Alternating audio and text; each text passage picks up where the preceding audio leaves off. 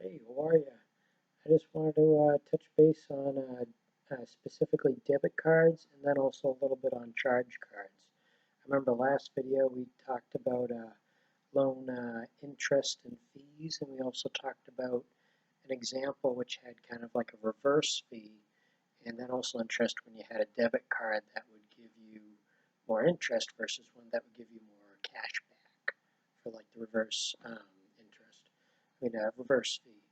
So I just want to talk about debit cards first. Now, I don't know if you need to pause this at all, but basically a debit card, that is basically going to be like a card. You just swipe into whatever card reader or something at like a grocery store, or gas station or something to pay for some type of good or service of some type. And when you do so, the debit card is going to be directly linked more often than not to some type of a checking account. So let's say you got $5,000 in your checking account. That means you can take that debit card and typically spend right up to $5,000 if there's no other type of restrictions or anything else like that on your debit card. Now, some debit cards might be a little different, such as what they might call like prepaid debit cards, where you might load money into the card and then whatever is into the card's account, you can then spend.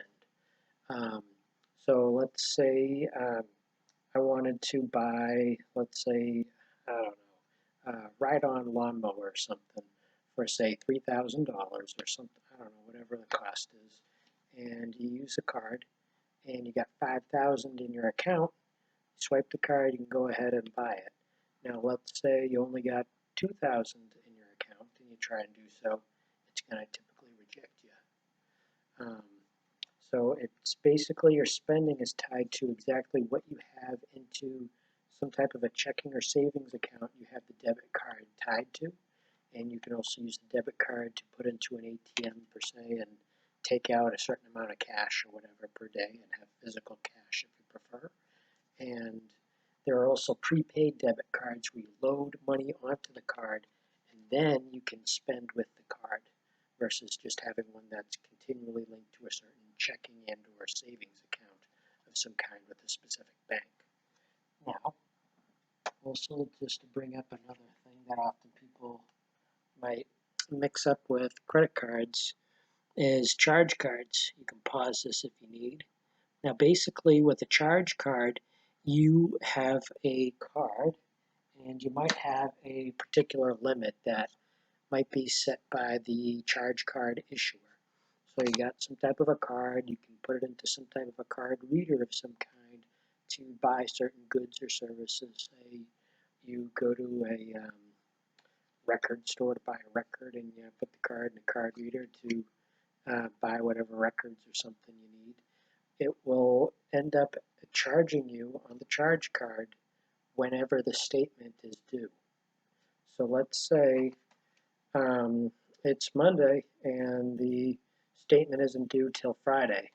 So I can swipe and buy something with the charge card, and then the charge card won't charge me that money from some type of a linked bank account or send me a bill saying you got to pay this bill by, let's say, if the statement is due on Friday till Friday.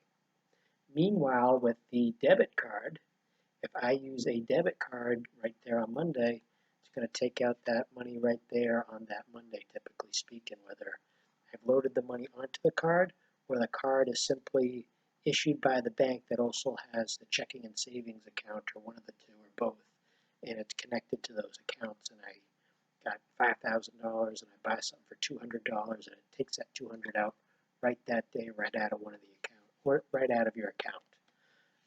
So you got prepaid debit cards, you got debit cards connected to a checking and or savings account, and then you got charge cards where when you pay for something, it won't charge you till that statement is due, and it might be connected loosely to a bank account and that you have it on autopay.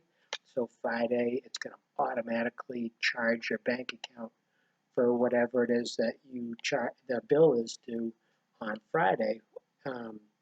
But when you buy something on Monday, it won't charge you till say Friday or whatever the date might be. So debit cards, it's going to be a little bit more instant in terms of taking the money right out of your account, or you got to load money onto the card to use it. Meanwhile, a charge card, you may buy something and then it won't charge you for it till whenever the statement is due.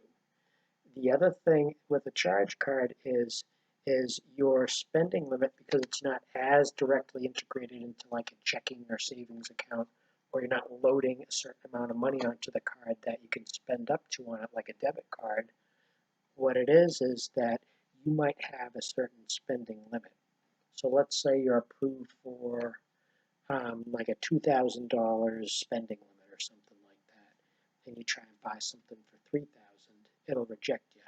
You got $3,000 in your debit card loaded onto the prepaid card, you can buy it for $3,000, whatever the cost is if you got the money in the account.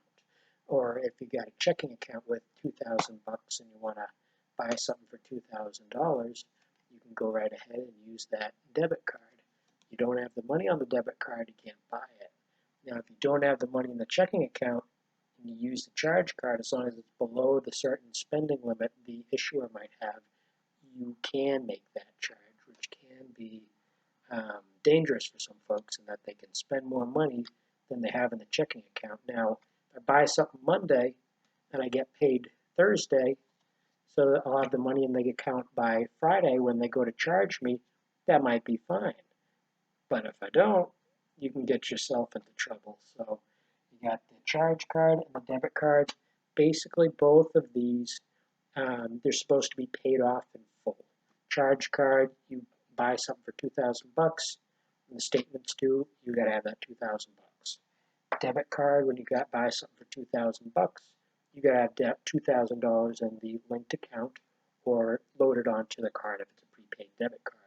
So basically, they're not designed for holding debt over a certain period of time or a term, typically speaking.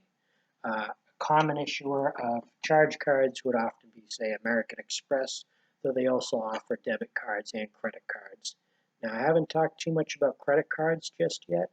I want to do that separately over a course of a few videos, because to get into that, because it's more of a debt product, I would need to get into not only purchases, when you swipe it into a card reader to go buy something, but also balance transfers and cash advances.